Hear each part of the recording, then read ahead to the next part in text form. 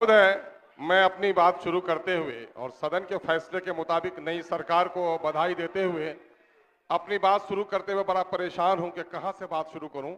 बेकल उत्साही महान कवि हैं, उनकी दो मिसरे मुझे याद हैं कि हर तरफ आग है, धुआं है, 2002 के पहले का गुजरात कहाँ है। मुझे आज यही कह रहा हूं कि सत्ता है और विपक्ष है, मैं ढूंढ रहा हूं कि 2005 का माननीय मुख्यमंत्री नीतीश कुमार कहाँ है।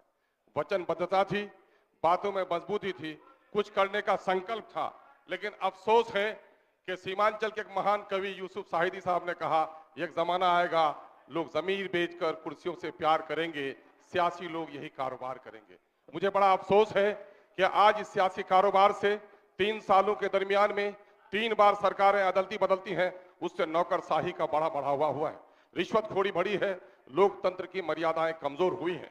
विपक्ष के लोगों से भी मुझे उम्मीद थी, गर्जे मेरा ही कत्ल होकर इनका महल तैयार हुआ था, लेकिन इनसे उम्मीद थी कि ये जब कुर्सी पर बैठेंगे तो शायद कुछ मर्यादाओं का ख्याल करेंगे, मेरे खून से इनके चमन में रंगीनी आई है, मेरे साथ इंसाफ करेंगे। लेकिन अफसोस कि सीमांचल में खुद ही माननीय उप मुख्यमंत्री ने वादा किया था, मेरी सरकार आएगी तो सीमांचल को विशेष क्षेत्र बनाने का कमीशन मैं जारी करूंगा, जो कि और ठाकुरगंज में कहा था, लेकिन इन्होंने नहीं किया।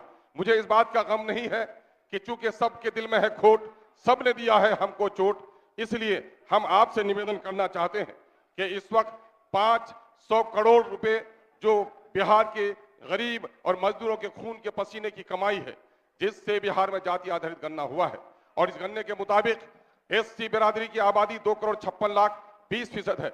उनकी 20,49,370 नौकरियों में उनकी नौकरी की हिस्सेदारी 4,11,000 होती है। उनको सिर्फ 2,91,000 नौकरी दी गई है। और बिहार में मुस्लिम अल्पसंख्यक की आबादी 2,31,00,000 होती है, उनकी अनुपातिक हिस्सेदारी नौकरी में 3,68,000 की होती है, और उन्हें मात्र 1,73,000 नौकरी सर 1,95,000 नौकरी उनकी समाप्त कर दी गई है। महोदय, मैं नई सरकार से आशा करूंगा और माननीय मुख्यमंत्री की वचनबद्धता का हम सबूत चाहते हैं कि कम से कम इस परिस्थिति में इन लोगों को कम से कम नौकरी दिलवाने के लिए वो विशेष प्रावधान करेंगे। हम आपका इस बात के लिए साधुवाद देते हैं कि आपने मुझे मौका दिया। सांप्रदायिकता और निज स्वार्थ की राजनीति ने हमेशा देश को नुकसान पहुंचाया है।